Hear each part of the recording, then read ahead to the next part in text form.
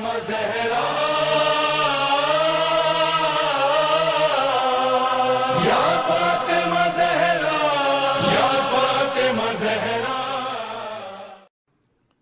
عورت آئی شہزادی کے پاس. یہ عورت جو آئی تو آج اپنا مسئلہ لے کے نہیں آئی, شوہر نے بھیجوایا.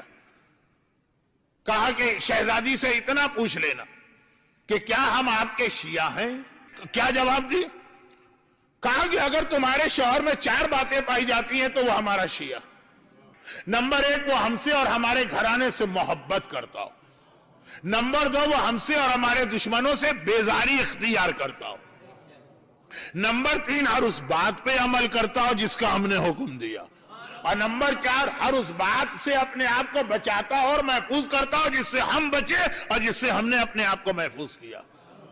بس جا کے اپنے شوہر کو یہ جواب دے دو.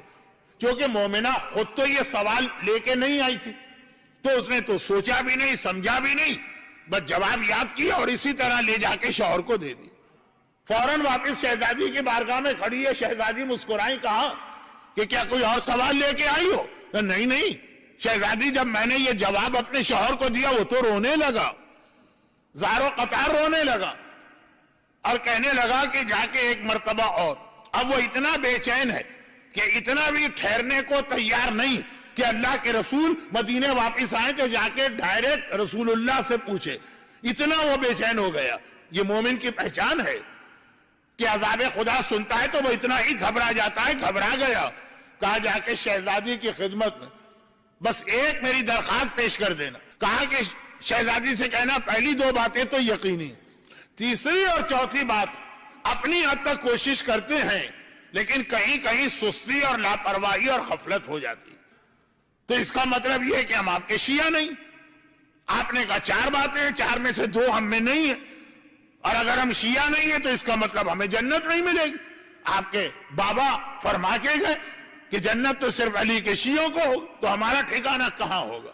شہزادی نے شوہر کا شکوہ اور فریاد بیوی کی زبانی سنی اور کہا کہ جا کے ایک جملہ اس سے کہہ دینا کہ وہ جو میرے بابا نے کہا تھا کہ علی تمہارے شیعہ جنتی, اس سے مراد یہ ہے کہ علی کے شیعہ میدان قیامت میں آتے ہی فوراً جنت میں آئیں گے. لیکن ایک کیٹیگری وہ بھی جو پورا شیعہ تو نہیں ہے, 4 باتیں نہیں, لیکن پہلی 2 باتیں ہیں محبت اور دشمنوں سے بیزاری. یہ بھی جنت میں ہمارے پاس آئیں گے لیکن پہلے اپنے گناہوں کی سزا برداشت کریں گے. اور وہ سزا بھی پوری نہیں ملے گی, سزا پوری ملے گی لیکن پھر ہماری شفاعت اور ہماری محبت اس میں کمی کرائے گی. پوری معاف نہیں ہوگی, کمی کرائے گی. آخری جملہ کہا کہ آئے گا ہر آدمی جو پہلی 2 باتیں اپنے دل میں رکھتا ہے محبت اور بیزاری, وہ آئے گا جنت میں. لیکن علی کا شیعہ قیامت کے میدان سے گویا اڑ کے آ گیا. اور جو 4 باتیں نہ ہوں, خاص آخری 2 باتیں, پہلی 2 نہ ہو تو جہنم میں ہی جائے گا, لیکن پہلی 2 ہیں, تیسری اور چوتھی نہیں, وہ آئے گا جنت میں لیکن اپنے گناہوں کی کچھ سزا برداشت کرنے کے بعد. ہے وہ بھی ہمارا شیعہ لیکن پورا شیعہ نہیں.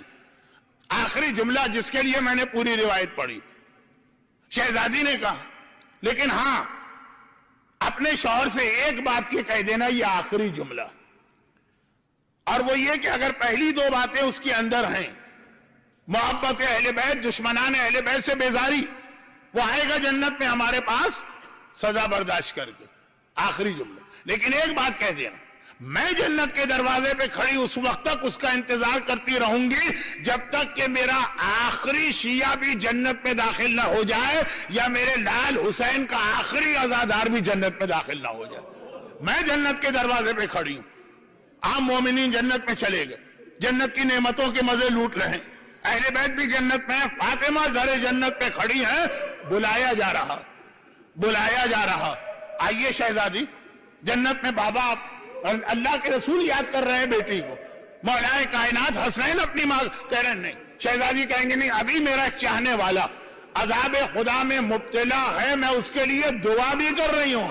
خالی نہیں کھڑی ہے جنت کے دروازے پہ, میں دعا بھی کر رہی ہوں اور انتظار بھی کر رہی ہوں. تو یہ جو آخری جملہ ہے اس کے حوالے سے میں کہتا ہوں, وہ مومن اور مومنہ جو اپنے کسی مزے اور آرام کی خاطر بھئی گناہ ہم کیوں کرتے ہیں؟ کوئی مزہ یا آرام چاہیے. واجب ہم کیوں ترک کرتے ہیں؟ کوئی مزہ یا آرام چاہیے. جو مومن اور مومنہ اپنے کسی مزے اور آرام کی خاطر یہ بھی برداشت کرے کہ شہزادی کونین جنت کے دروازے پر کھڑی رہے ہیں، بھئی مجھے تو یہ پہلے مزہ چاہیے دنیا کا، مجھے تو یہ آرام چاہیے، کیا اسے حق ہے کہ وہ فاطمیہ میں آئے اور سمجھے کہ میں فاطمیہ کا حق ادا کر رہا ہوں؟ ایک جملہ میں نے کہا تھا نا، جو اس روایت کے آخری جملے پر عمل نہ کرے پھر یہ فاطمیہ کا عشرہ اس کے لیے نہیں. جو شہزادی کونین کو جنت کے دروازے پر اتنی دیر کھڑا رکھے، اتنی دیر، کیونکہ پھر اب مومنہ نے پوری حدیث خود سنی. پہلے تو شوہر کا سوال تھا، زبانی یاد کی، آگے پہنچا دی. اب سمجھ کے سنا تو کہا کہ شہزادی آپ کتنی دیر تک جنت کے دروازے پہ کھڑی رہیں؟ کہا کہ 70,000 سال تک، کیونکہ ایک گناہگار 70,000 سال کے بعد جنت میں داخل ہوگا. اللہ، ایک عورت کو بے حجابی اتنی پسند ہے کہ اس کی خاطر فاطمہ در جنت پہ 70,000 سال کھڑی رہے اور وہ کہے کہ نہیں بھائی مجھے اس کی پرواہ نہیں ہے، یہ 20 سال کے بے حجاب.